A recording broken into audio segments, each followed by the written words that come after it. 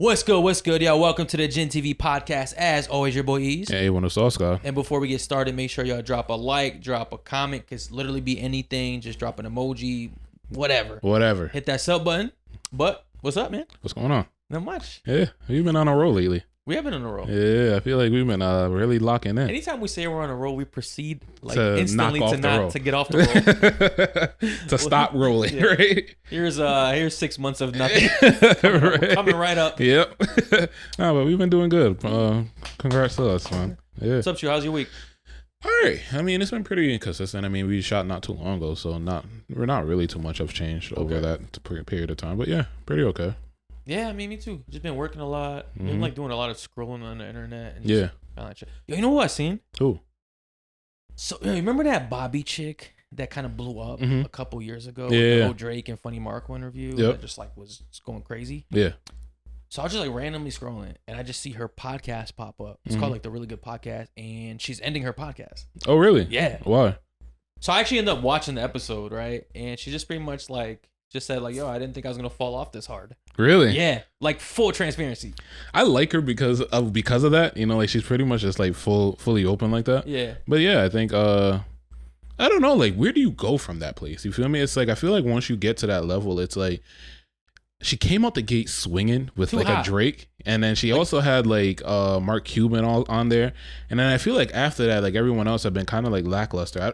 I don't know if it's like, I know her and Drake had like some negative media surrounding each other for a little bit, but like I don't know like what the actual fire that was that ignited like the downfall. Well, she of had her. to delete his episode, right? Something like that, yeah.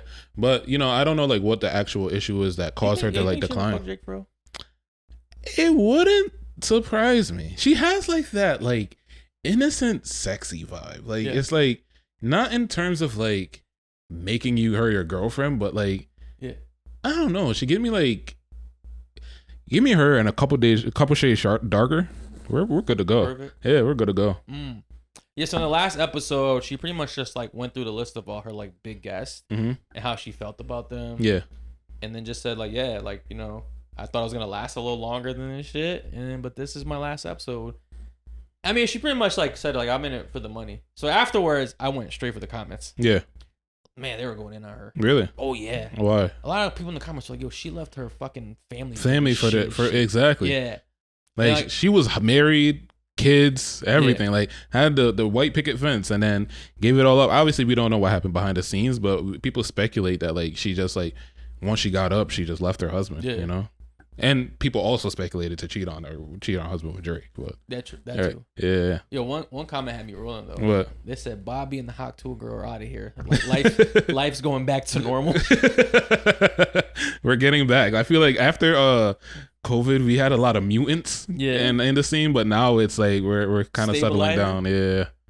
Honestly, bro, anytime another podcast quits, I'm like, yes. Really?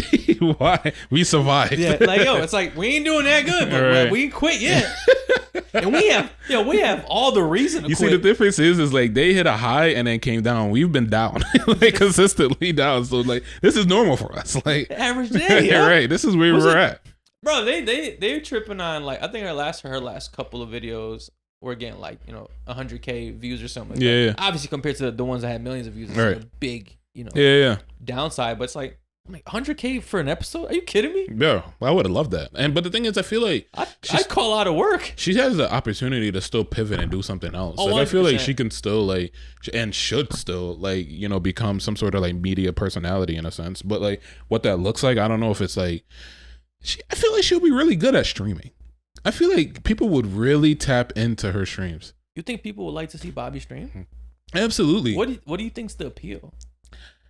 I think she has like that like kind of like mysterious kind of vibe to her, and I feel like, you know, sometimes people really, personally for me as a viewer, like I like watching her to see if like she'll crack, you know, like to see if like that shell will like open up a little bit, because I feel like even though she has been pretty like straightforward, I feel like she does. It seems like she has like an alter life. You feel me? Like a she's living like two lives at once. So yo, you're thinking she'd do good streaming. I'm thinking she's gonna kill it on OnlyFans. I thought, yo, that's just once you start too high and you start falling off, like there's just one place left. There's only one place for you. Yo, and you know she'll make money off it. I think she'd kill it on OnlyFans. I think she would do amazing on OnlyFans. To be honest with you, I think she would definitely rock on OnlyFans. Keeping her morals and keeping her pride a little bit, I think she should. I think she should stream. I mean, it's worth a shot. Yeah. She's got a fan base, right? Obviously, she lost a lot of her fan base after the hype, but she still has people checking for her. She had fans in the comments when I was going through them.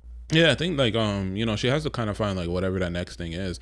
It's just, here's where the inner hater in me. It's like I feel like once you get like a certain level, you don't really have to try as hard anymore. It's like it feels like it. You're kind of start coasting. Right. You just like it's like I feel like even if you fall off, you're not really off because you're recognizable. You feel me? So like, nonetheless, it's like let's just say you out of I don't know 1 million people, your core fan base is 50K. You could literally get.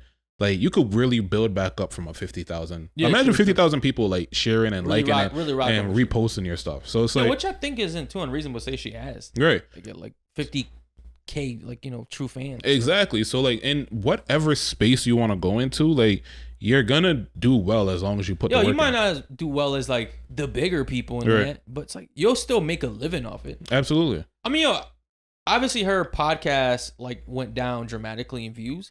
If she kept going, she was still gonna make decent money off it. Yeah. I don't know why quit. Like I mean, I think also like I feel like from the looks of things, I think like she went into it very production heavy. So like it seemed as though there was like a lot of rental, like she was renting out the spots that she was using. She had a media team, it seems like, and also like some other teams in the background as well.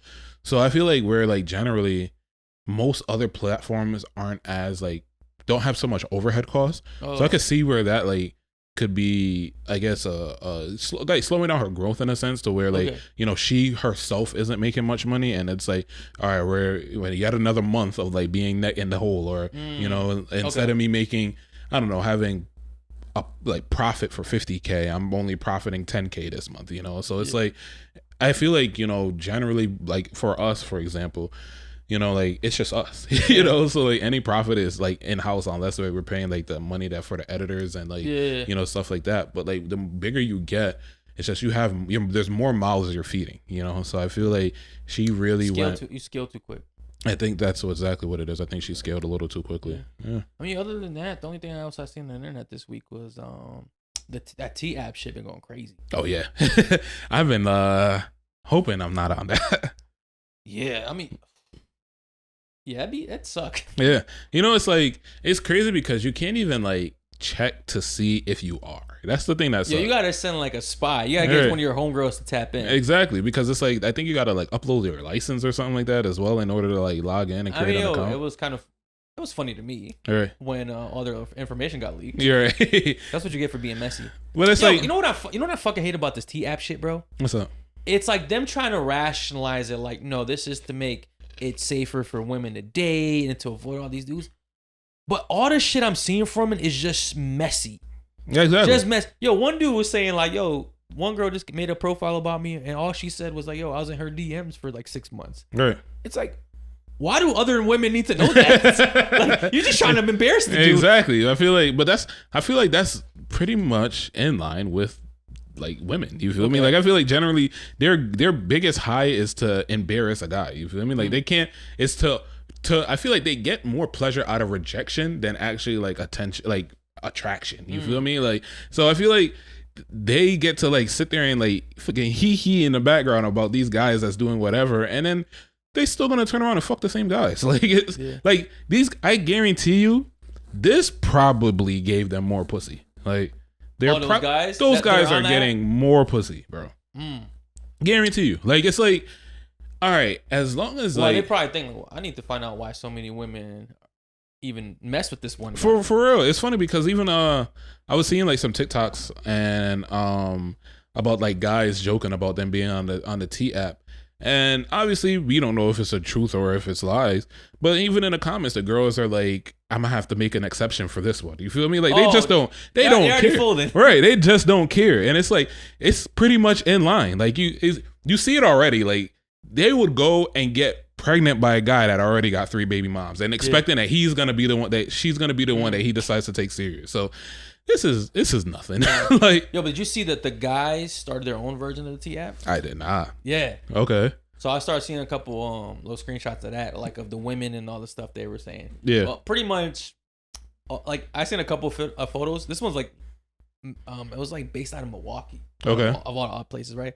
But all the pictures, I was like, our guys just easy to fuck. Just takes a couple drinks. She's down. Right. And that's all like they were saying. Yo, so I thought it was messy that the guys did their own version of the T app, right? And I don't like that. I don't like when men reciprocate women's energy. Yeah. Because it doesn't look good. Right. Because you can acknowledge that the T app is just messy and immature, right? Yeah. So for a man to match that energy, I'm like kind of corny. Yeah. But the pettiness in me was like, yeah, I understand. It must be done. Right. You know what the thing is? I don't think it's gonna have as much attraction. You know, like it definitely is gonna. It'll fall off. It's gonna fall off very fast because like guys just aren't messy by nature. Yeah. You feel me? It's like, yeah, guys do messy things, but I feel like in terms of like, you know, heavy gossip and like, you know, love spilling tea, that's a female trait. That's why we, like I said, we got these love and hip hops and baddies and all of that stuff. They like the drama. Well, you feel me? So I'm gonna debate that. Yeah. Guys love to gossip. Okay. But we like to gossip amongst our close friends. Right. Like, we don't like our gossip to leak out of the circle. Right. That's not pretend. Let's not pretend. I mean, we gossip. We like to gossip, I will say, right? I like my fair share of gossip also.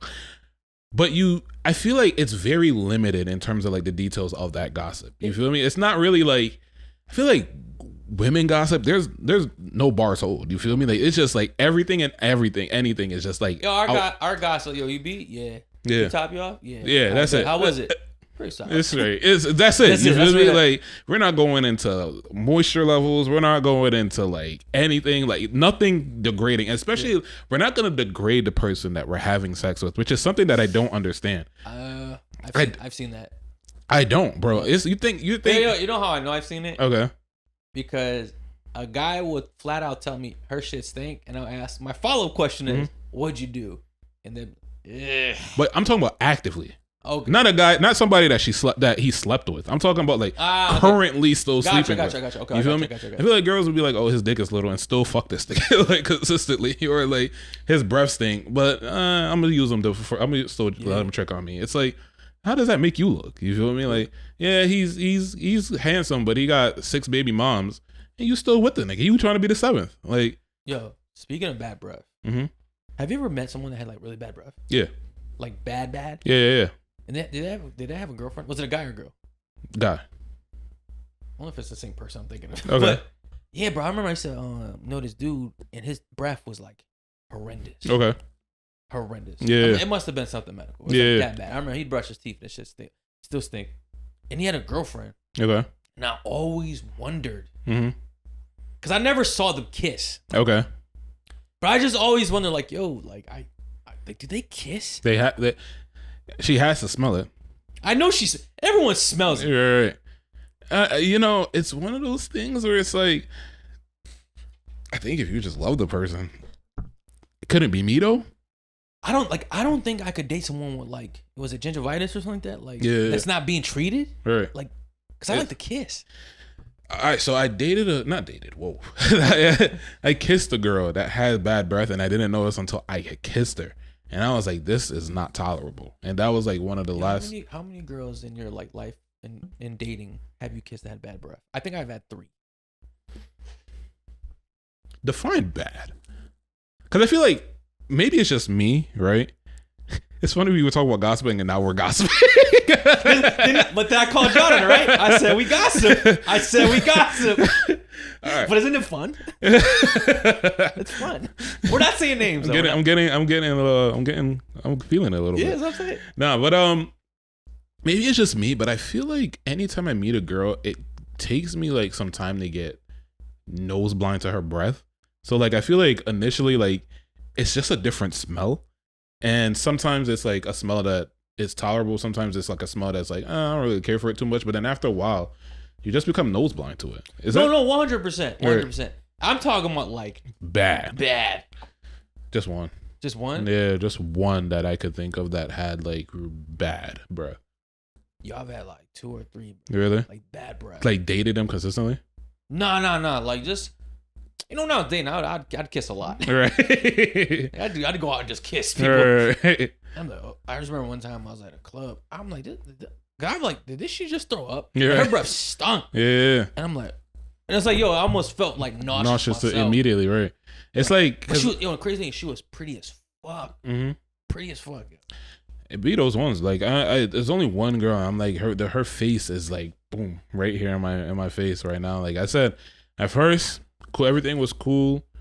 Never like didn't even sleep with her. Went back again the next time, and shit was just punching, and it was just like punching ever since. Like I just couldn't do it. Yo, and I'm reasonable when it comes to bad breath. Like if I catch you in the morning, like I get it. Yeah, I mean a morning is a different. You feel me? Like morning after you eat garlic or whatever. Like a nighttime date. Like you had time to prep, and this is how you came. Yeah, I feel like obviously like no one's breath is perfect like on a fresh wake up, but I feel like especially me, like you said, I love kissing. You feel me? Like, and I'm in your mouth, like tongue down your throat, all types of stuff. Like I get in there, but it's like for me, it's like I don't want that. Like I'm tasting your spit as I'm in your mouth. Like that's just not for me. You feel me? But like I said, most of the time, it's like almost every girl I've had to get used to their breath. You feel me? No, I understand. Yeah. I'm talking about like that shit. Just you're not getting used to this.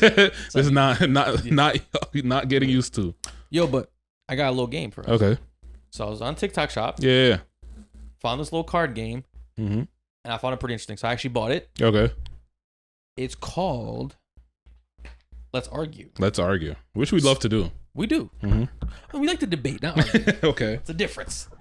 All right. So from what I saw, it's like, I guess there's like examples on the cards that gives you like, like scenarios on what would you do type of shit or something like that. Okay. So, all right, I'll have you go first. I'll pick it for you. Okay. All right, this is your first card. So, let's argue. All right, TV show Martin and Gina, Dwayne and Whitley. Should a lady pay back the money borrowed from her boyfriend/husband? Ooh. So, okay. I guess hold on. I'm kind of confused. TV show couple Martin and Gina, or let me read mine. Let me see how this goes. I think it's just 2 arguments. I think it's like a lighter argument on the top, and then okay, all right. Yeah. I don't know. I don't understand. All right, read the bottom one. All right. Should a lady pay back the money borrowed from her boyfriend/husband? That's an interesting one because we've all lent money to our girls, but like when you lend the money, do you expect like her to pay you back? For sure, yeah. You do? Yeah. Mm-hmm. Like if I lend you money, anybody, I'm expecting it back. So even your girl? Yeah, 1,000%. Now if I give you something else, I'm giving it to you. You feel me? Like that's the difference.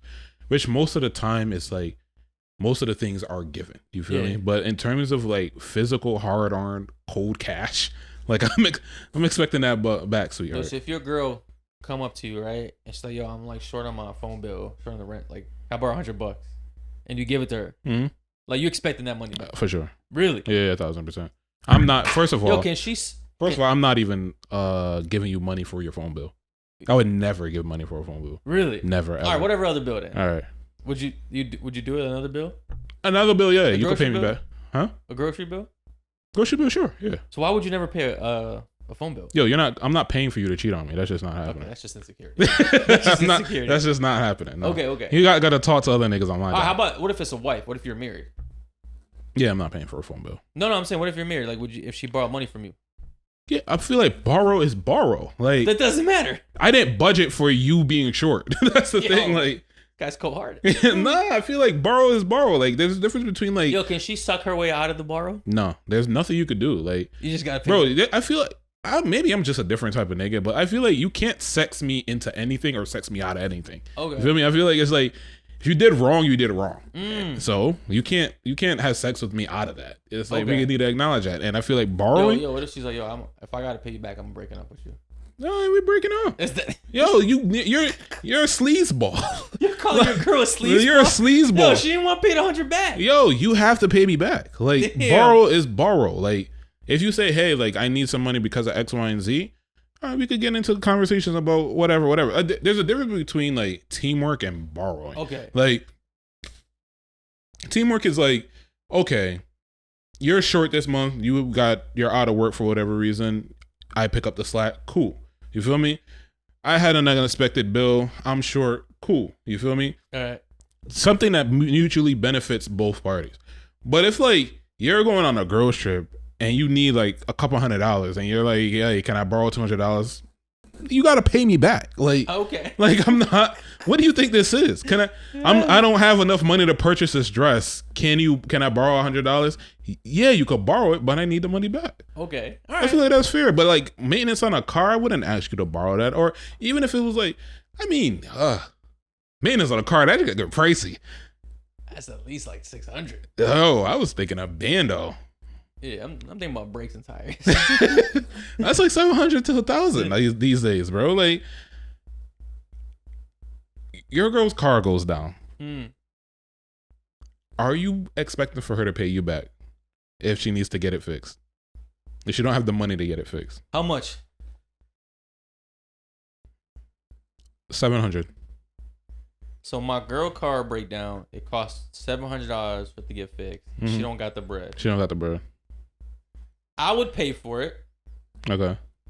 But if I see fun being had like within like the 3 months of me paying for it, like right. I'm gonna need that back. Like, yo, that's the thing, bro. I told you, if I lend someone money or if I got you, like I can't see you having joy. You can't enjoy yourself. You got to be down. Yeah, like show me that you're really down. Oh, so it sounds like you agree with me then in terms of like your girl got to pay you back. Not necessarily. She just can't be happy once I give her the money. That's it. So you're trying to limit her happiness. I'm not trying to stifle her happiness. You can have fun. Just give me back my money. That's it. I don't know. It's a tough one. It's a difference between, because I feel like, all right, it's one thing if like I'm holding you down for this second, whatever. You feel me? I don't got it. Your paycheck short. You need something cool, whatever. But like borrow. Just that word, right? It's a word. It's borrow. I will.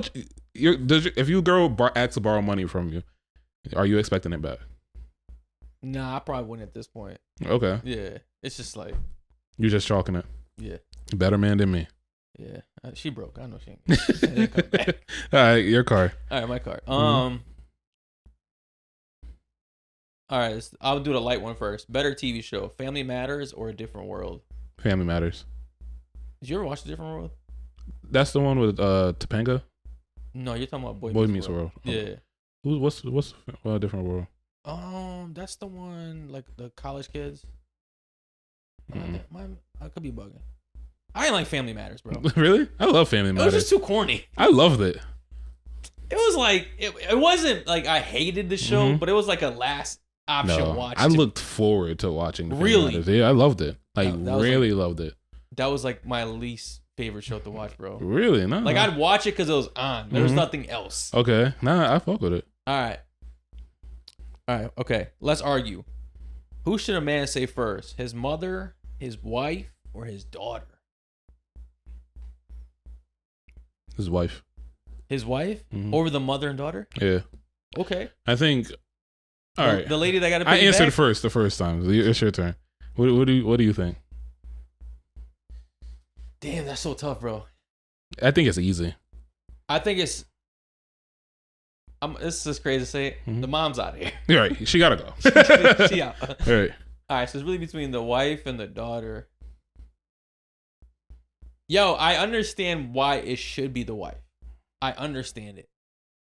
But the love you have for your kids, bro, is just so deep. I get it. You can't get it. No, I understand. Okay. But like, it is what it is. Yo, I don't even got a daughter, but it might have to. Oh, this was tough. That's crazy. I feel like here's a problem, right? This is why you gotta like be passionately in love with the person that you're with. Like, because I feel like if there's any reason on why you're not like, if you have to like debate this point, it's like you're just not with the right person. I feel like generally like you have to choose your wife no matter what. You feel me? Like you could make another kid. You feel me? Like your kid, my pact when I got married to my wife is like through sickness and health till death do us part. You feel me? Like my obligation. This is like a turnaround for you, yo. Like we've had this conversation before, and I've always said this. I don't think I've always said the hierarchy is what. I think you actually chose the mom. You chose there was a situation. Oh yeah, I'm picking before my mom. My mom. I remember this. Yeah, you chose the mom. I picked my mom first, but honestly, growth. maturity and growth, right? Okay. But I think like truly, you really have to pick your wife before anything else, and especially like being with somebody that you like love wholeheartedly. You have to pick that person. Okay. It's like this. My obligation is to this person. Okay. You feel me? Like we could make another kid. We could both mourn the kid. You feel me? You could get another wife, but it's like they're out there. They're easy to get. Yeah, not that. If you're a wife and I'm truly in love with you, you're not that easy to get. Yeah. You know, if you got the wife. Yeah, like the wife, bro, not a wife. I'm talking about the wife. The wife. You feel me? Like the wife, you can't replace. Yeah, you probably fuck for life, bro. For life. You feel me? And it's like I got to take care of these kids on my own. Nah, like right, get rid of the kid. You want to do one more? Yeah, let's do one more. Right, my bad. Now that I understand the game. Okay. All right. All right. Give me your last one. This isn't a good one. It's not? Let me get another one. How bad? I can read it to you, but it's not. It's not. All right. I'm gonna read the bottom one first. Best TV dad, Uncle Phil, or Mr. Huxtable. Obviously, Uncle Phil. Yeah, Uncle Phil. Yeah. Uncle Phil, like. Right. And then the top one was go to jail for a year or get back with your ex. It's like I don't think that's a good one. I'll take the jail, but go ahead. I'll take it. Okay. Better chicken sandwich, Popeyes or Chick-fil-A? I already know which one you're picking. Bro, here's what it is, right? All right. Full honesty, right? Full honesty. Right? I don't know, bro. I don't know with you. Yo, here's the thing.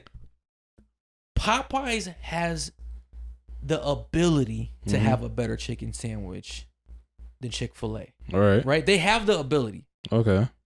But you don't ever know who the fuck's back there at Popeyes. Right. That's the problem with Popeyes, bro. They're hiring felons in there, man. Like nobody gives a fuck at Popeyes, bro. Mm-hmm. Chick-fil-A, they run that shit like a concentration camp. That's why, yo, right. It's like no matter what, you will always get the same consistency and same quality at Chick-fil-A. Bro, I've gone to Popeyes, had the best chicken sandwich of my life. Gone back to that same Popeyes 2 days later, had shit. Right. It's like dry, hard chicken. You don't know. That's I gotta go consistency over like because Popeye is just flaky. I think Chick-fil-A is consistently mid to me, so I think it's just like man. Yo, which I'm not disagreeing with that, right? But it's like Popeyes, you can get either a 10 or a 2, and there's no in between, bro. It's like I don't know. I feel like bro, like I just literally went to Popeyes 2 weeks ago. Worst dining experience I've had all year. Yo, for me, I feel like Popeyes on their bad day is better than Chick-fil-A on their good days. To me, you're bugging. Personally, everybody's hyped up all about these waffle fries and Pomeranian sauce. Like I'm cool. Put some respect on it or whatever. Like it's like I'm all set with that. All right. Top one is or bottom one. Who used to beg more on songs, Keith Sweat or Jodeci? Keith Sweat. Jodeci. You think so? Jodeci was some begging. Jodeci was some begging motherfuckers. I don't know. Keith Sweat I feel like Keith Sweat's still begging. Jodeci. What's that song? Anything from me. That's anything. They can't like you could have you could have it. You might be right. Like they was fucking singing. Everybody was begging back then, bro. They was. I feel like that's what music is missing right now. There's no begging niggas no more. All these singers, I got too much pride. Yo, they got begging for shit. Yo, I swear, I was just thinking about this because I was like, thinking about the album review that we're getting into, right? Yeah. I'm like, yo, what is missing from music? And I'm like, the thing that's missing is like. Nobody's heartbroken anymore. You feel me? Like nobody's in love. Like everybody, it's just a bunch of it's all like casual, right? It's all a bunch of hookups, and I feel like it's really coming into like our music where like nobody's really like into like making good quality like love songs. Nobody want to beg. Yeah, nobody begging for a chick. Yo, we the prize now. Do what you want me to. It was some begging motherfuckers. I'm telling you. This one's kind of it's a chill one, but I'll read it anyway. All right. Better drink, tea or lemonade? I'm gonna say lemonade. Yeah. Yeah. Actually, let's just a half and half. I love me a good half and half. A nice little Arnold Palm. Arnold? A nice little Palmer. Arnold get palms. Yeah. Oh no. You on with that one. Nah, that was a fun game. I like that, bro. Where? I think we might have to do that a little bit more consistently. Yo, there's like more of these games I saw on TikTok too, like different ones. Like some are like a little more raunchy too. Yo, I would love to do that more consistently. All right, bet. All right, we'll get some tweets. Get into my favorite tweets. Got some good ones for you. Okay. All right, favorite tweet. Connecticut women are some of the toughest young men I've ever met. Yo, dead ass. Bro, we got the prettiest thugs around. Bro, dead ass. I feel like nothing beats New York, but I feel like Connecticut is really trying to like. Connecticut is runner up. Oh, as far as like gangsta chicks. Gangsta chicks, yeah. Bro, Connecticut girls be so pretty, baddies, but just so hood. They just love being hood, like for whatever reason. I don't understand it. It's like, yo, y'all looks don't match y'all personality. Not at all. It's like, to me, it's like, why? Like, I was having a conversation with like a couple girls about this, right? And I'm like, yo, women, I think I was having a conversation with you too. I'm like, yo, women are so beautiful. You feel me? Like, there's just like these creatures, bro. Man, I was just about to say that. Like, there's just some like magnificent, majestic creatures. You feel me? Like, even like a real like something. Nothing beats a real like delicate, soft, pretty girl. Like, you feel me? Like that isn't too like sedity and like full of herself. That's just like casually like underground bad, but like her soul is bad. And I feel like those girls are like far and few in between now because everybody want to be a fucking like Little Dirk's right hand woman. You feel me? Like, like I swear, like they just want to be riding around with a switch. All right, man. This one's interesting. Yeah. All right. Favorite tweet. This one's from Domino's Pizza in the UK.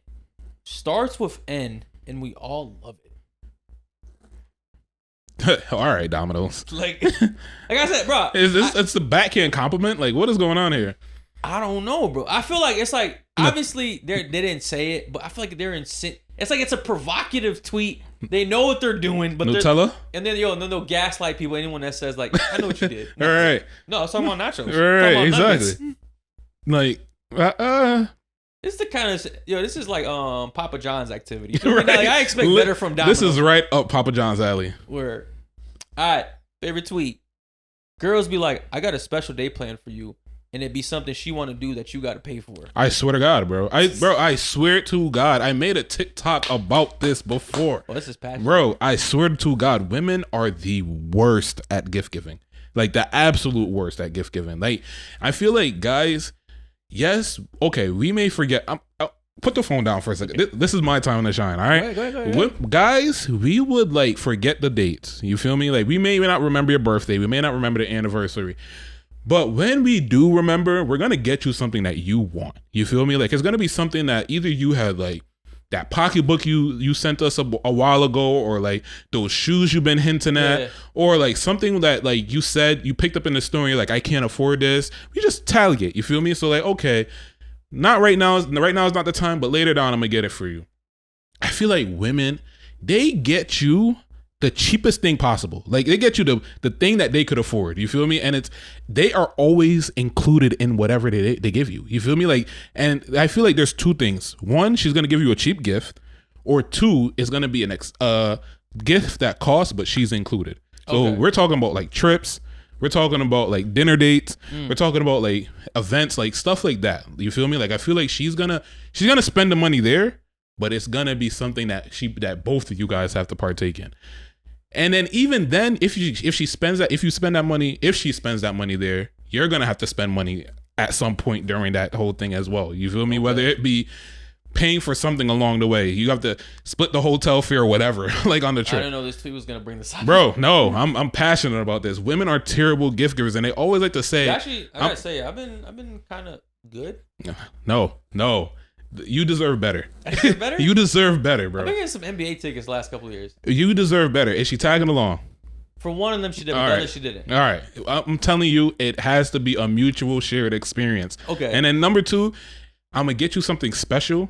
And the special thing be like some bullshit. Like something that you would never use. You feel me? Like. All right. I kind of got a good bad gift last year. A good bad gift.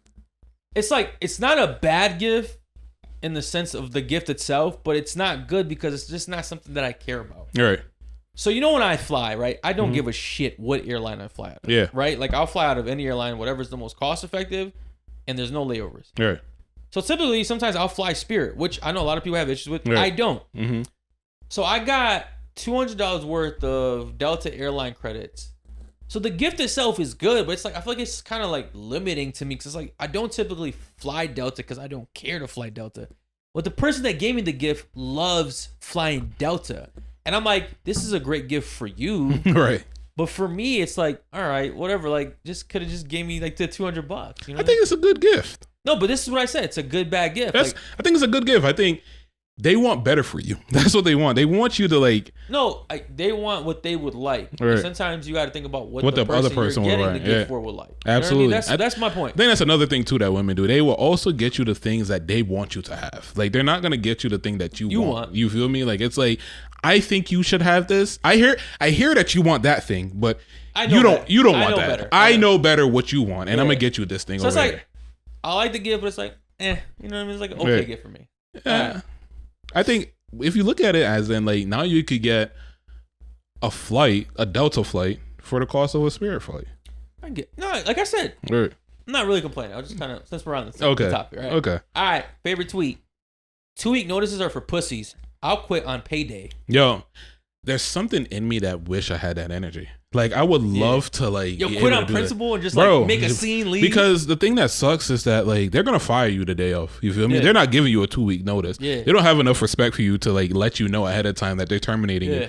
But it's like, I guess the professional in me just wants to give as much notice as possible. Like I feel bad that like I'm quitting, which I shouldn't, because it's like, I hate here. Yeah, you feel me? Like when you are gonna let go of me, you don't feel bad. You don't care what bills I gotta pay. You don't care about none of that. You feel me? Yo, here's the thing, right? I think the 2-week notices is more for me to just get a little extra money before I go.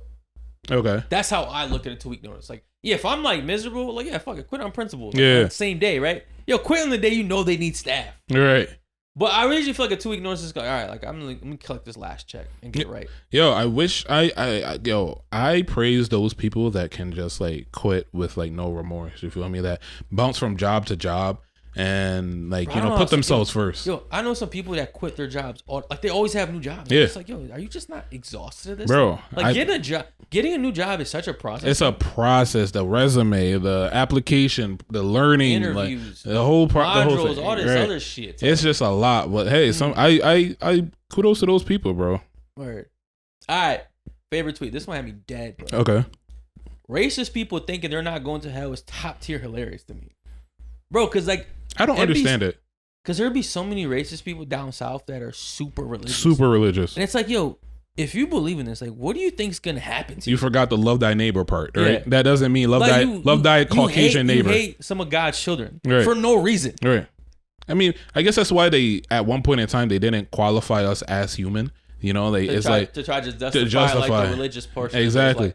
But even then, like, if you really are a true believer, you would understand that even the slaves in the Bible time had respect from God. You feel me? Yeah. So like, I don't understand it, to be honest with you. It's like, how could you expect? It's so hypocritical. Yeah. How could you spread the love of God, but you don't even have love within yourself? You feel me? It's a problem. Right.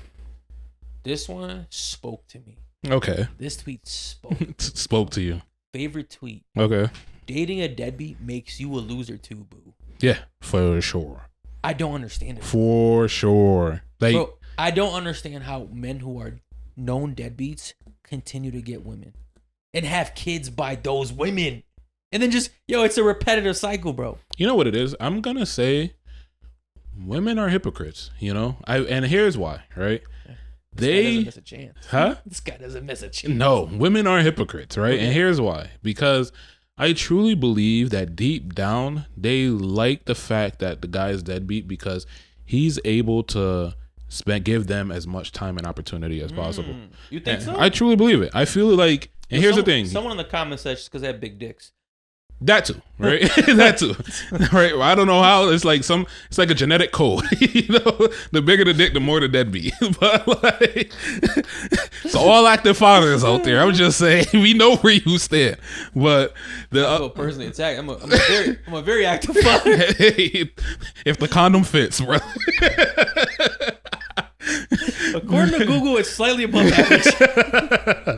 But but I feel like they love a good deadbeat because it's like they really want they're very self-centered in terms of like they want all of the attention for themselves. You think that's really why women they don't deal with want to, deadbeats? bro? They don't like an active dad. You feel me? Like imagine like that's sad. Imagine laying in bed and like he got to get up because he got to take his daughter to school, or like he's spending more time with his daughter because he has to keep her involved in sports. He has to do her homework with her. He has to pick her up from school. He has to be active. Like that takes time away from her. You feel me? And how many women are going to be okay with being on the back burner? And no woman likes to be second to anybody. You feel me? Like they look at it like you see these funny memes where like, or funny videos about, he was mine's first, but now he's hers. And it's like a dad with like his daughter. And this is a mutually shared like child. You feel me? Or even if like those videos where like the daughter is like running up to like the mom or running up to the dad and like they're both holding their hands out and the daughter always runs to the father.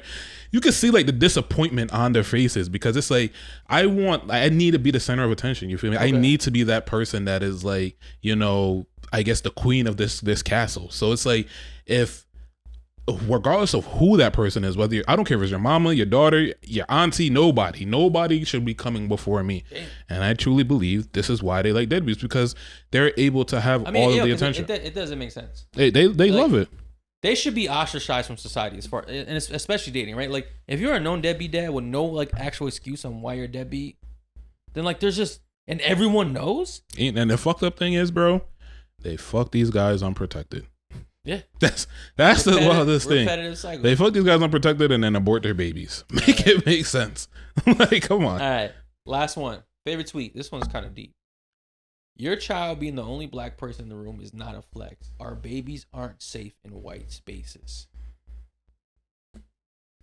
This one had me thinking, because a lot of people's goal is to become wealthy, move to a neighborhood of people that aren't really like them, and put their kids in these better schools, which typically do not have people that look like them.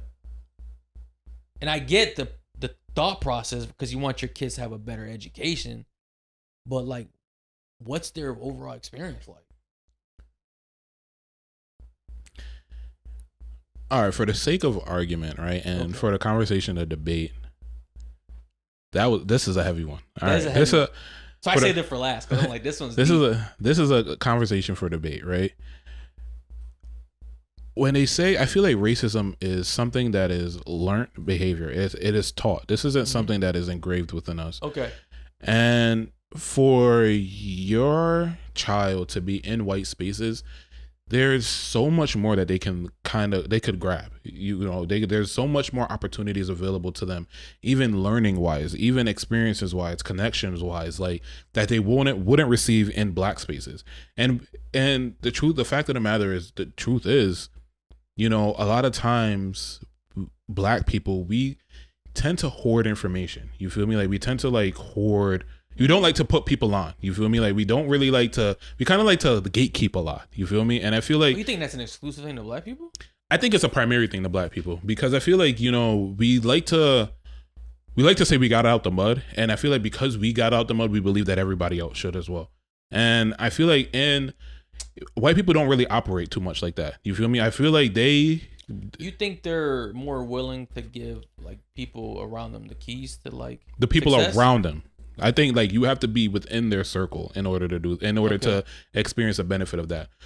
Now, in terms of not being safe, I feel like that's obviously like up to the environment and up to the person as well. But I do think personally, for me, I do believe the threat that comes from being in white spaces does not outweigh the gains that they can get from being in white spaces. My personal opinion. I believe that there's much more benefit. It's hard for me to truly speak on it, because obviously most of my schooling was like in black spaces, right. black and brown spaces. So it's like, you know, I grew up around people that resemble me. So I was never like in an environment where like, you know, it's not like that, right? I mean, I guess in my first couple of years when I first moved to America, I was in like a pretty like white predominantly school, and I didn't like notice a difference in anything. But I don't know. I mean, I don't. It's a tough one. It's a tough conversation, and it's like I would almost like to see kind of research on it to see like, all right, like if black and brown kids that go to predominantly white schools, like what are their success rates as compared to the people that are stay like, you know, in the neighborhoods they came from. I think there is research about that, and I think the I don't know it. The consensus is that the people that go to a predominantly white schools have higher success rates. All right, let me ask you this: do you feel like these black and brown kids that go to these other white majority schools, right? Are these the ones that kind of grow up a little bit more self-hate, that tend to be more right-wing, that tend to date white women and kind of have like almost like an Uncle Ruckus type of mentality? Because I feel like anytime I see like a black or Spanish dude online, like kind of being very critical of like the black and brown community, they always have a white wife, and it seems like they always kind of went to a preppy school. I think majority of the time it's like where we always tend to date like products of our environment. So it's like, I feel like, you know, I primarily like African American women and like Spanish women because that's predominantly what I went to school with. You feel me? But obviously, like if I went to a predominantly white school, I would have no choice but to be attracted to white women, and eventually like becoming that, right. But I'm wondering, does that like start to fester in some type of self-hate amongst you because you don't look like anybody around you? I don't think, and I hate this word self-hate because I hate the word self-hate because I feel like the moment we decide to call out people within our community, it's considered self-hate, and it's like, it's really and truly, it's like, I truly believe that the higher up that you climb, the more you're able to like you want to distance yourself from the hood mentality and hood antics, right? And I feel like when you get into these spaces to where you're going into a predominantly white school, you're going to, you know, a prestigious college or whatever, you are the furthest thing away from those set of people, right? So now because you're black, you're able to vocalize exactly how you feel about those groups of people, regardless of if they're white people. I feel like the people of this in that category have these feelings, but obviously can't vocalize these feelings openly. You feel me? Because I'm not understanding what you mean. I feel like the people. All right, so I feel like when you go into these spaces, majority of the people look down upon the people that come from the hood, look down upon like the predominantly brown and black people already. You feel me? Okay. And I feel like regardless if you're black, you're white, you're Asian, whatever, I feel like it's more so a status thing that like you look down on the activities that happen within the hood and the lower income classes. I think the thing is that when you have black people in there, they feel as though because they're black that it safeguard them from being racist. And so they become a little bit more vocal about how they feel about this community, whereas the Asian community may not verbally say it, but they're definitely telling their Asian daughters, do not bring home a black guy. The white people may not say it, but then they are having these conversations amongst themselves. So I feel like the only reason why black people get a bad rap is because they're more vocal about it. But I do truly believe that I don't think it's self-hate. I don't think it's like, okay, like I'm upset with myself and I wish I was white. I feel like it's just, hey, I see a group of people doing wrong and I'm calling out that wrong. Just like how like I feel like for me being in the hood, you feel me? But a lot of people give Charleston White shit, and this is why I love Charleston White, right? Because I don't think it's self-hate for him. I think he's like, it's a bunch of hypocrites. You feel me? Like you can't say that like you love black people, but then we bump Lil Durk and Chief Keef. You feel me? Like we're going and supporting their concert, which what are their concert promotes? Killing and violence and robbery and drugs. You feel me? Like, so it's like, how could we promote that stuff, but then on the other token want to say that we're civil rights activists? Like, it's just too like what's the word I'm looking for? It's like it contradicts in a sense. You feel me? Where it's like you have to pick a side and stand on that side. Either you're going to be in promotion of buffoonery or you're going to be in promotion of reformity. And I feel like when you have a Charleston White and a Candace Owens, people give them so much shit because they're like, well, you're black and you should understand our struggle and you're black. Or then they try to discredit them saying, well, they're black, but they weren't raised black. You feel me? Okay. Or they're black, but they were raised in a white environment. You feel me?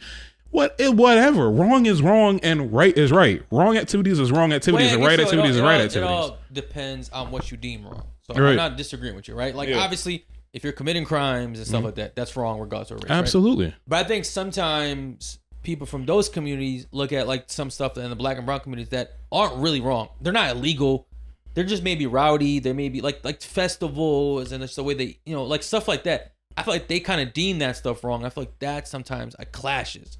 It's like, when a neighborhood gets gentrified, right? And it's like, I think it's happening in Brooklyn right now where like they used to have like all these like block parties where like, it was just a different type of block party. And now like these people are moving into neighborhoods and it's like, yo, I don't want these block parties anymore. But it's like, I feel like that's the issue that I'm kind of more speaking on, where it's just like, yo, this is what we've always done here. But like now you think you have the entitlement just because you moved here. Like you're trying to be part of this culture, but now you want to change it because it doesn't fit your likes and needs. I think there's a difference between like being like racist and self-hate and being classist. You feel me? I feel like generally speaking, I know personally for me, once I stepped away from the hood, I don't like rowdy and wild shit. You feel me? I feel like the most enjoyable thing that I like is like the soca parties, stuff like that. You feel me? Rowdy. Yeah. I'm saying, but that could be perceived as like an issue to someone like from those cultures though.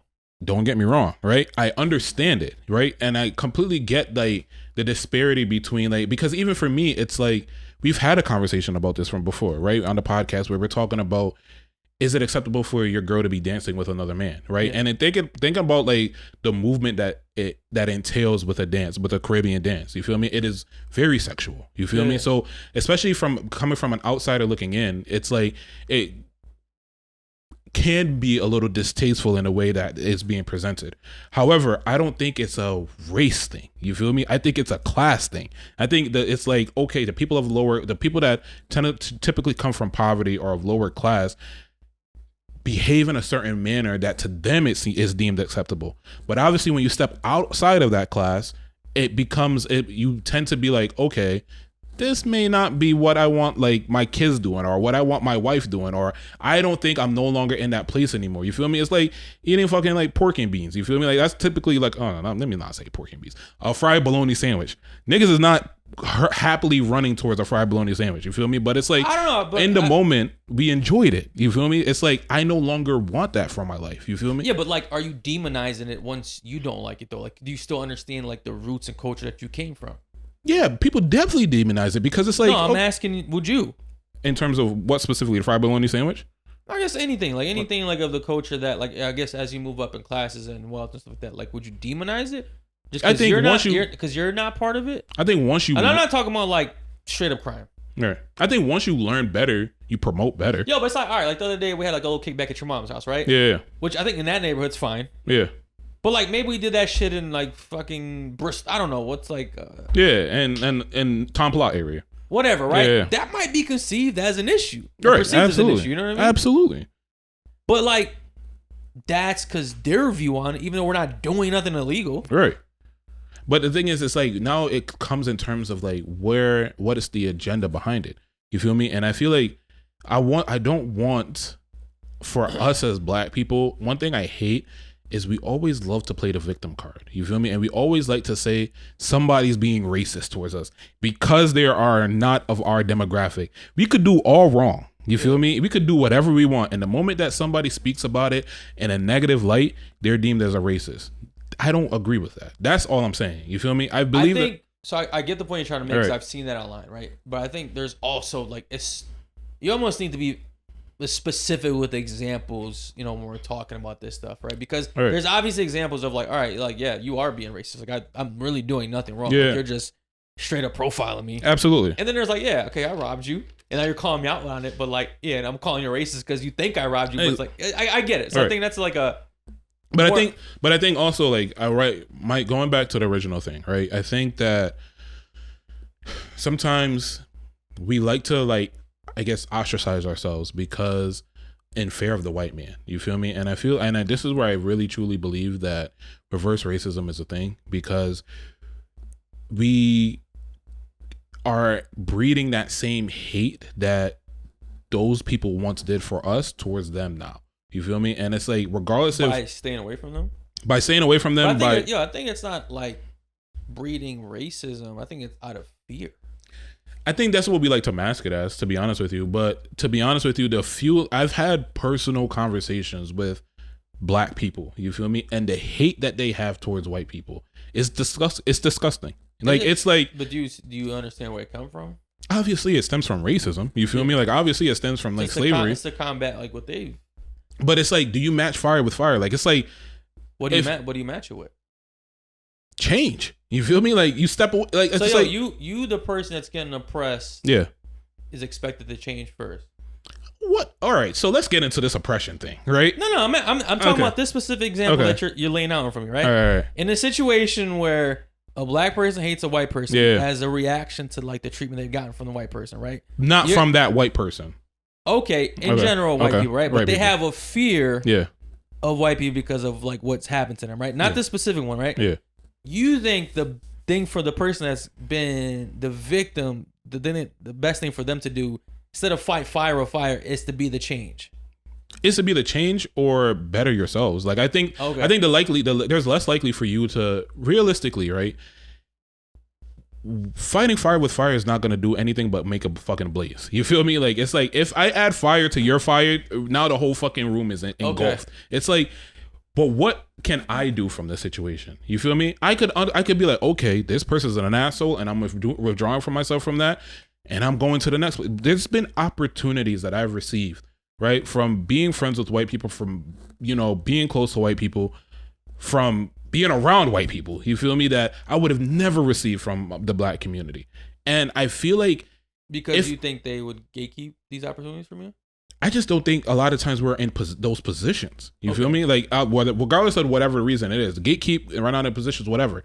But I truly believe that, like, you know, if I was to go into this scenario, into these situations with the ideology that all white people are evil, then what am I going to get out of that? You feel me? Am I receptive to the information I'm going to receive? Am I now hyper focusing on this slight inconvenience to say that this person is racist? Okay, Susan took my pen off the table and she accidentally mistaken it for hers. She's trying to steal from me and she's trying to belittle me, like, because I'm a black person? No, it's like I think sometimes we have to control our energy and our anger and stop projecting. And I think that's what we do as black people a lot. So going back to the original conversation, right, with the kid your kid isn't safe in white spaces. I think that's a victim mindset, to be honest with you. I think if there's no added threat there, I think what you like I said, I think to go back to it, I'd have to like seriously see some numbers. I'm like, all right, like, are they more prone to injuries or issues in schools, you know, where they're not like everyone else? Like I only want to speak on it too much because I don't really know the numbers.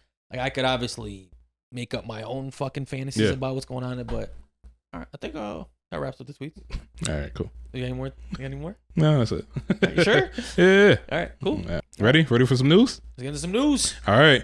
So Trump announces federal takeover of DC police and mobilization of the National Guard. So pretty much what has happened is President Trump announced that he is placing Washington, DC Police Department under direct federal control and deploying National Guard troops to the nation's capital, saying that this move is aimed at restoring order in the city. The president has reportedly complained about the rising crime in DC. And this is, however, this is kind of crazy because DC's crime rate is on a decline. So it has been pretty much for the past 4 years, it has been increasingly getting safer in DC as time went on. But not safe enough for Trump. Not safe enough for Trump, you know. So as this article says, but overall numbers are lower this year than in 2024. So this seems kind of scary if I'm understanding it correctly. Mm-hmm. He's pretty much militarizing the local police in Washington, D.C. Yeah, pretty much. I could see this being a very bad trickle-down effect if it catches on and is effective. Because other states could start adopting this thing and he could start kind of, you know, sending these type of armies to like different states to kind of make the changes he wants. That's scary. Well, you are a fortune teller because that's exactly what his plan is. His plan is to... Oh, for real? Yeah, his plan is to start with DC. Then he wants to move to New York, and then he wants to move to Chicago. Damn, so like 3 major big cities. Yeah. I mean, Chicago. I don't know, bro. Obviously, I don't think we want the military interfering with local politics and local, residents, stuff like that. But how do you fix some of these cities, man? Like New York's been like that forever. Chicago like seems to get like worse every single year. I don't even know how Chicago has people living left in there, bro. Like, no, for real, like it seems like people are always getting killed there. It's like how is there any left? Right. And I think once again, it's just once again us doing it to us. So I think what is the black population in Chicago? Like, what is the I need a rate check to see, like, are we declining as a population in Chicago, or are we increasing? Based off the murders and stuff, right? Like based off of the murders, but overall, his plan is to, I guess, bring the military into there, and a lot of people are upset because they feel like this is the actions of a dictatorship, and it seems like it. It's like some shit. It seems like right out of Putin's like playbook. I mean, I am slightly torn in a sense, like I'm surprised. I thought I'd be all for it. I am for it.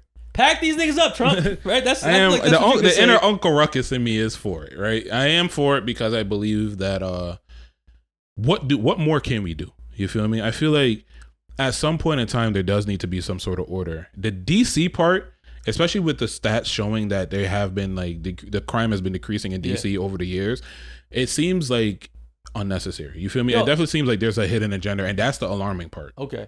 So I forget this mayor's name, right? But I feel like whatever the mayor of Baltimore is doing, maybe other cities and other mayors should try to start implementing it, because I know Baltimore used to be a very violent town, but I think ever since this new mayor took over, and he's like a young black dude, man, he's started putting money into like, children's programs and stuff like that. And as a result, it seems like the crime in Baltimore has gone significantly down.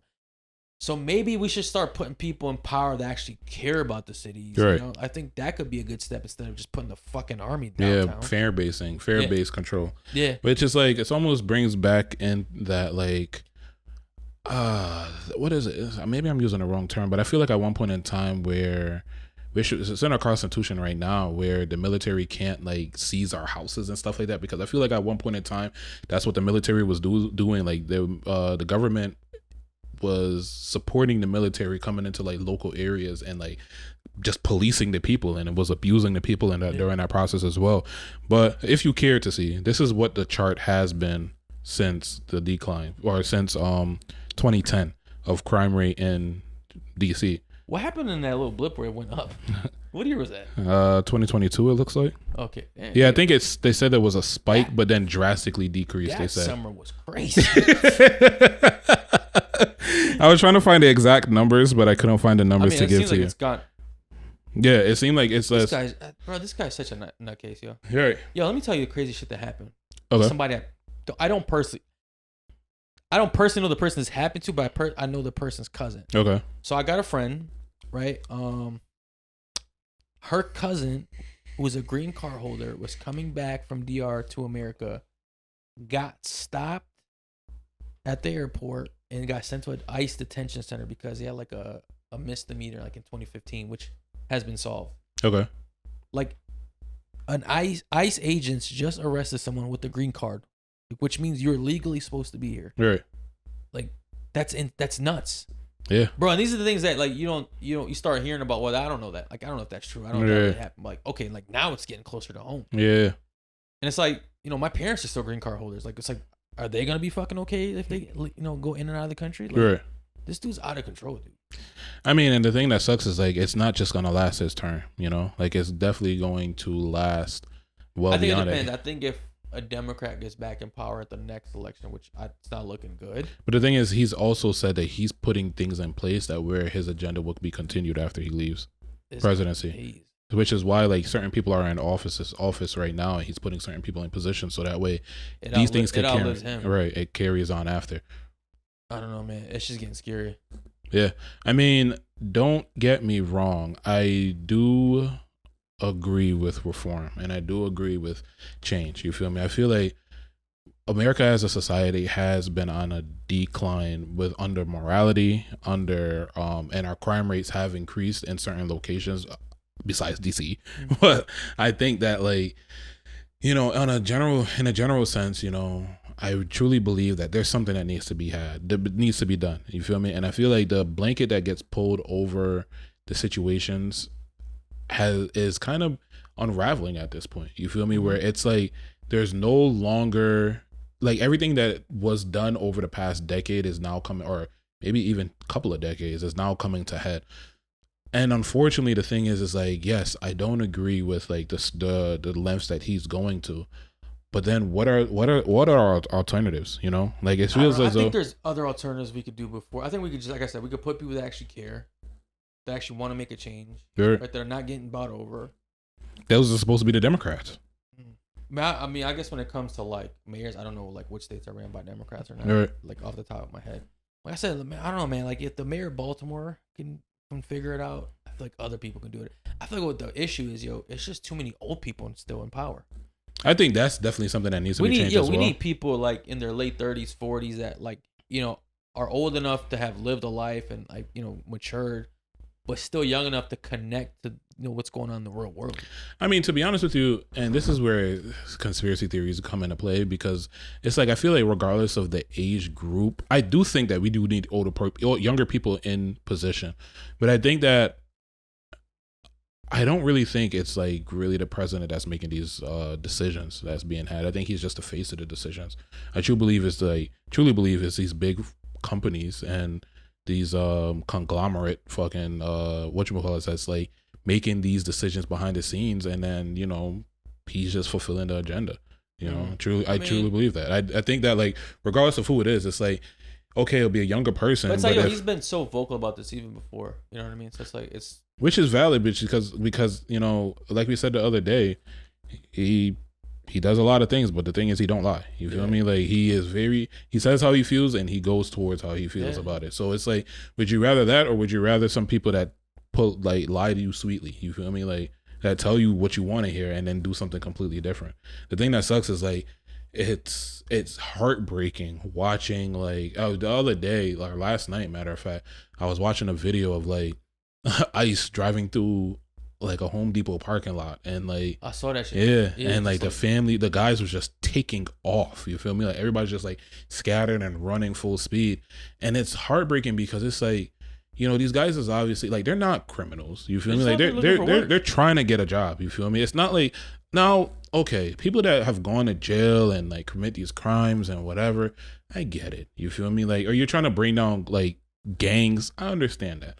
But like, these people that are really trying to come over here and build a foundation. But I feel like, that's the thing. Most immigrants are just trying to do that. Right. Like, just make money and just, you know, like, live their life. Send them money back home. Try to build a house. Most immigrants stay out the way, bro. There's a couple that ruin it, like, to ruin the reputation of immigrants, and that's like who the news likes to focus on, so that way they could justify these ICE raids and all that stuff. But bro, I know tons of illegal immigrants. Yeah. Oh, my bad. Actually, no, I don't.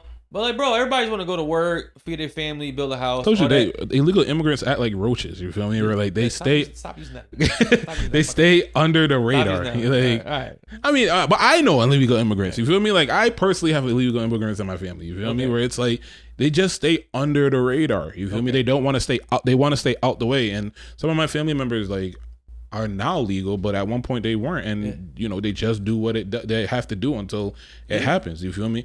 And I feel like they be an illegal immigrant. I feel like the word illegal just has this negative connotation to it, because it makes it seem as though like you're a criminal. Yeah. But it's like, they just want to work. You feel me? And it's sad and it's crazy, because I was reading I was reading the comments, and one of the comments said, somewhere there's a little boy waiting at the door for his dad to come home, and he's not, you know. And it's like, it's just sad. You feel me? Where like, these men are literally outside in the sun just waiting to like, get work. I wonder how these ICE agents feel. Yo, they're cowards.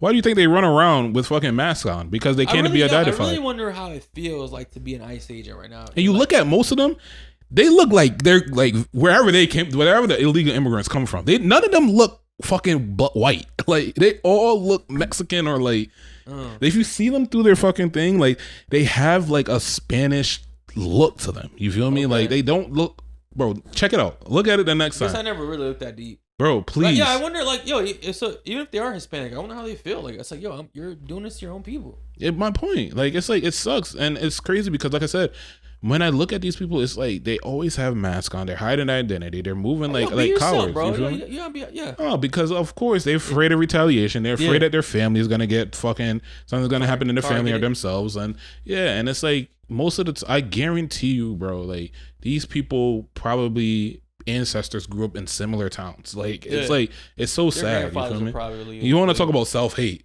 It's like that is self-hate. All right, I'll get into some more better news here. Okay, optimistic news. All right, the XL Center is getting a massive 145 million makeover as well as a new name. Oh wow! It'll be known as the People's Bank Arena. Kind of hate that name. Yeah, I don't like that. I feel like Double XL had like XL. Oh, XL. The XL Center had like a name. Extra large. Right.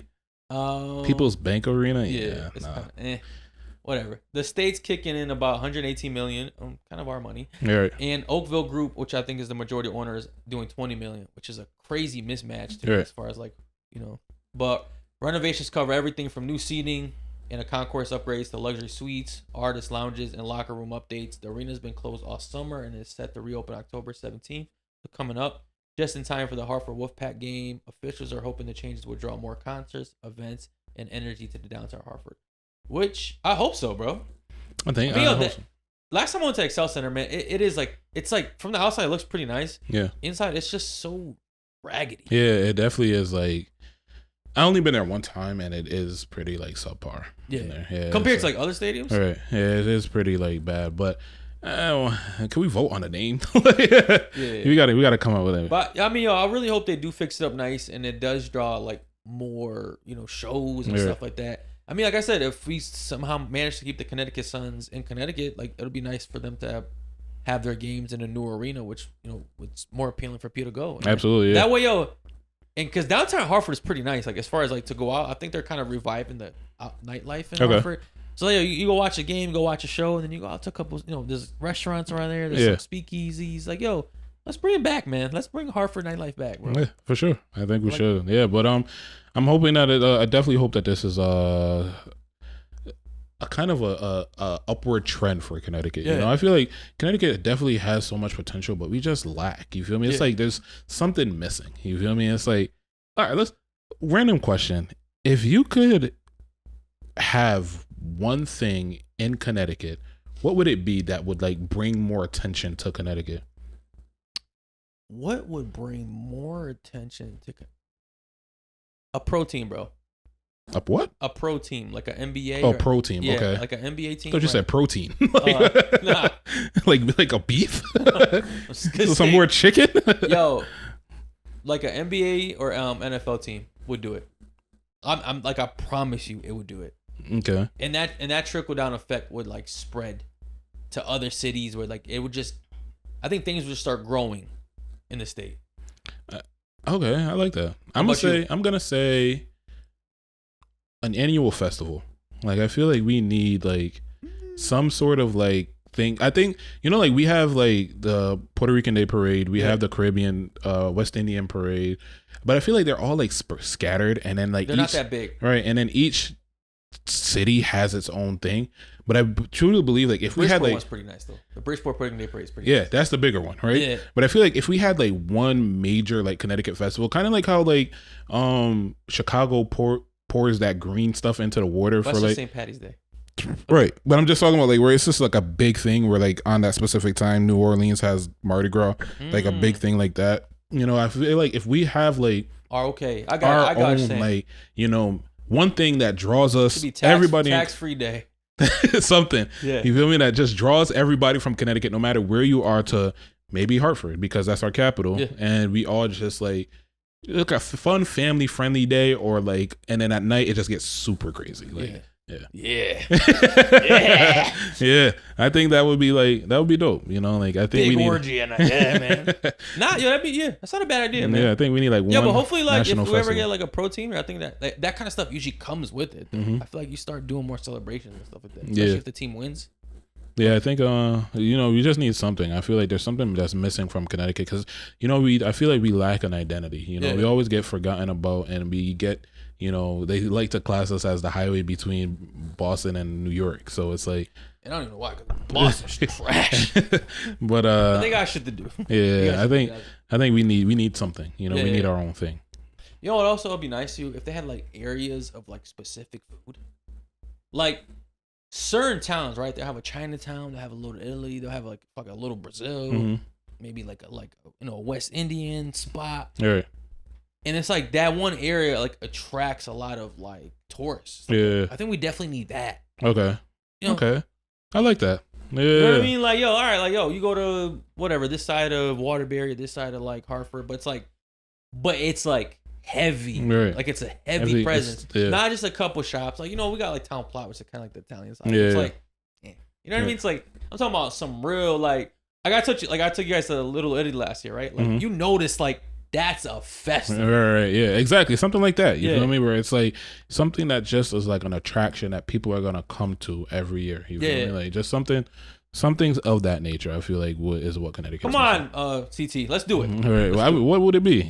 We'll figure it out. We gotta do everything around this bitch. Right. I mean, what do you think about the Freddie Fixin'? Do they still do that? They do still do that. Bro, I haven't been to that in a long time. They do still do that, but it is heavily crimed right now. There's something about he always get shot there. I'm about to say somebody always get shot over. Yeah. Let's cut the violence. All right, that's another conversation. Right. I think we'll end the news on that. Yeah. All right, bro. Let's talk some music. Let's talk music. So what you been listening to lately? I still have not been listening to much because my radio is still down. Yeah, but I've been just like kind of just popping in. You know who's been heavy on my mind lately? Who? Or just like kind of just coming up randomly in my head is Kehlani. Kehlani? Yeah, I don't know. And I've been like listening to like a lot of Kehlani songs. Like whenever like I have a song stuck in my head, I just ask good music, to play it. Yeah, and she got a lot of bangers. A lot of bangers.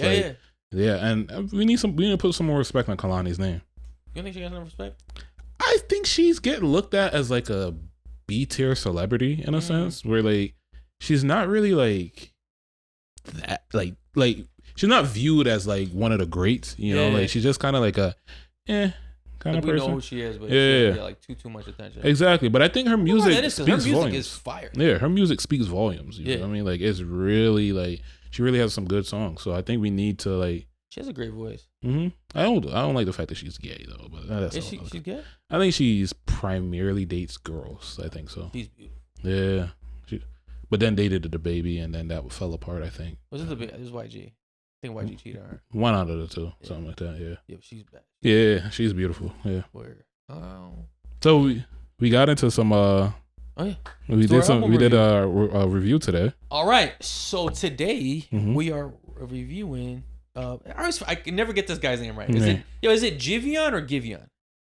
I think it's Giveon. All right, we'll go Giveon. Okay. All right, today we're reviewing Giveon's sophomore album, Beloved. Yep.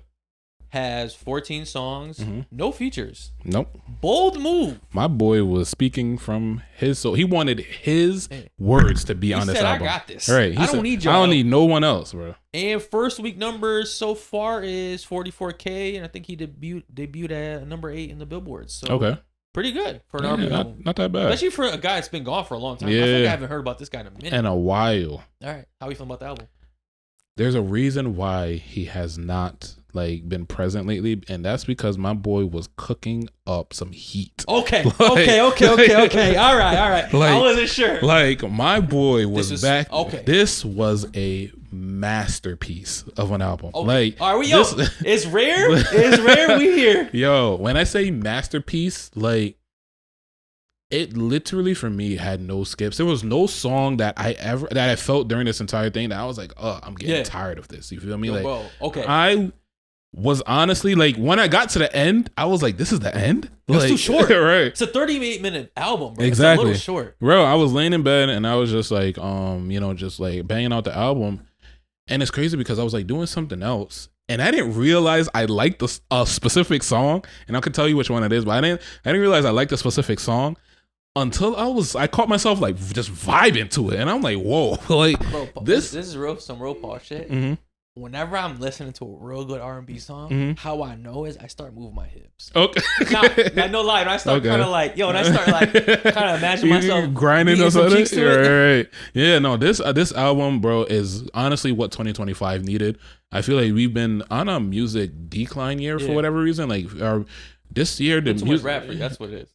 Possibly, like, yeah, maybe. Like, I feel like it's just like hasn't really been really too many like artists that came up with anything like substantial, but Giveon did it.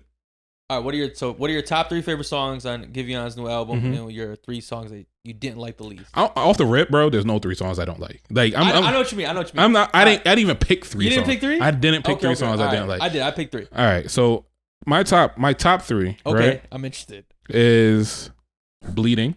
Really? Okay. Mud. Mud's a good opener. Avalanche.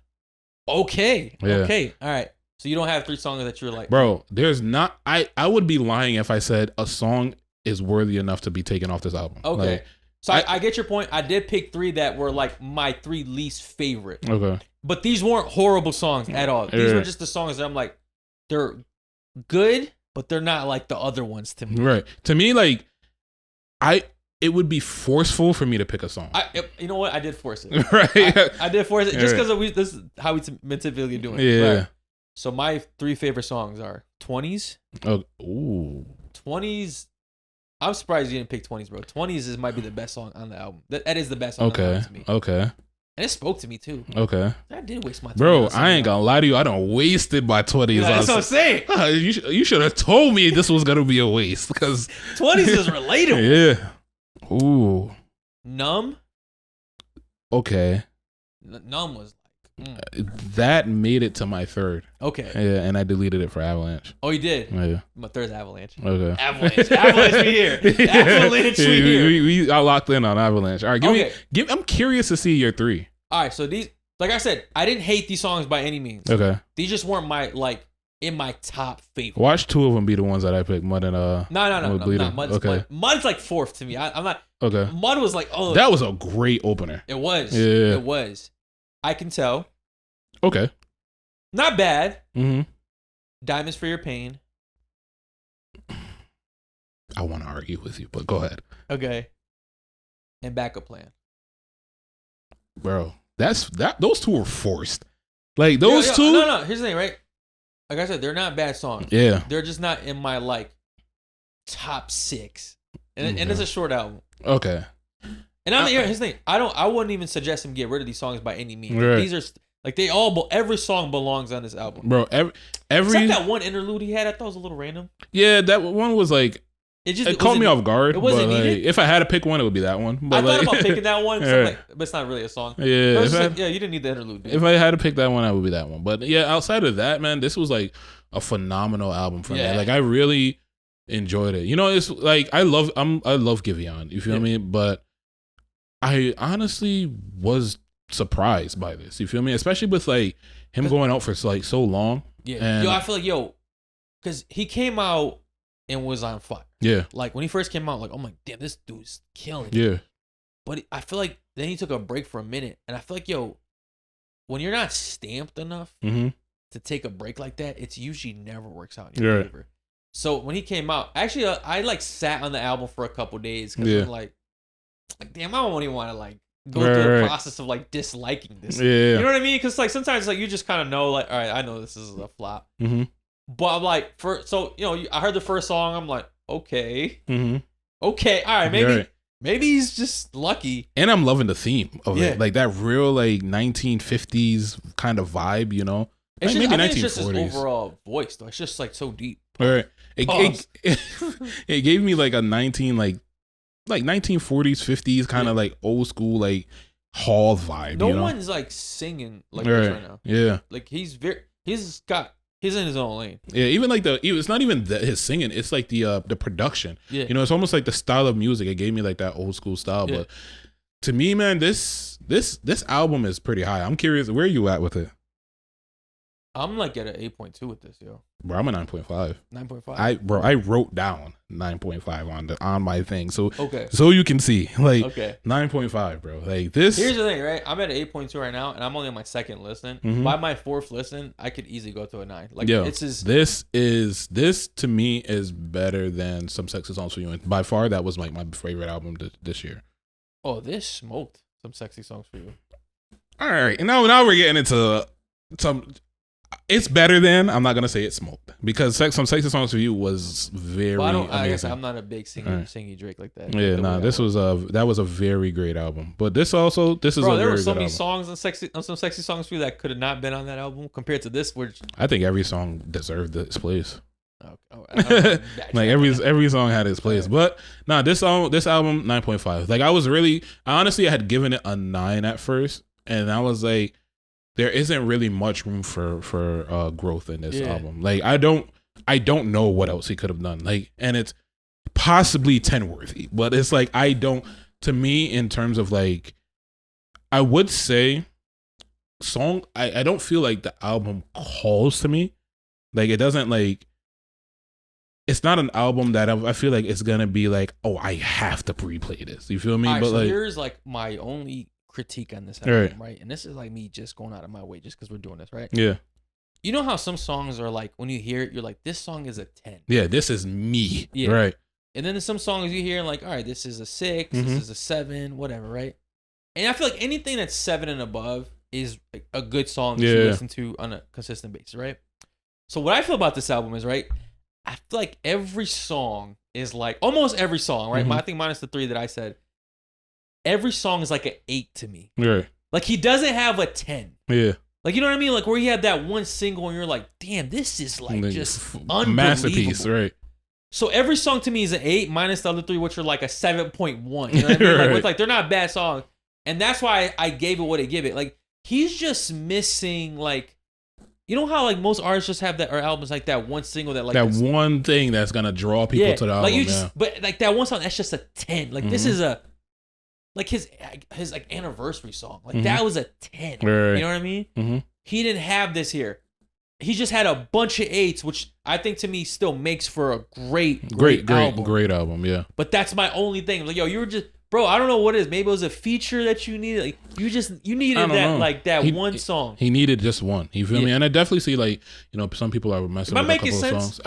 Perfect sense. Because like I said, that's the reason why it doesn't get a 10 for me. Yeah. You feel me? Because there's nothing that's really like calling me to the album. You feel me? Like, honestly, if I was to, like, me listening to this album again is going to be like forced listened in terms of like, hey, let me just pick back up the album to just like, you know, make sure I got everything and to see if this is truly how I feel about the album. But in terms of like songs like being stuck in my head or like me singing a song, 20s has kind of got it for me. If any, it would be Avalanche, but Avalanche isn't quite there. Yeah, you know, 20s is like yeah. But I know what you mean. Like some albums, you're like, yeah, you wake up and you can't wait to listen to them. Exactly. This is the type of album when it comes on, like I'm gonna be happy it came on, but I didn't put it on. Right. Okay. Yo, okay. Yeah, I like this. I like we agree. We're seeing eye to eye with this one. But yeah, this is a good album. I definitely think you guys should check it out and, you know, let us know if we're right, if we're wrong, if, you know, he dropped the ball or if he met your expectations. Yeah. So, I mean, outside of that, also let us know what other albums we should be reviewing as well. Could be ones that's already gone by that we haven't listened to. Yeah. But yeah, then we'll wrap it up on that. Let's wrap it up. All right, like we said earlier in the episode, please drop a like, drop a comment. Like I said, it could be literally anything. Just drop a little emoji, a little period, something.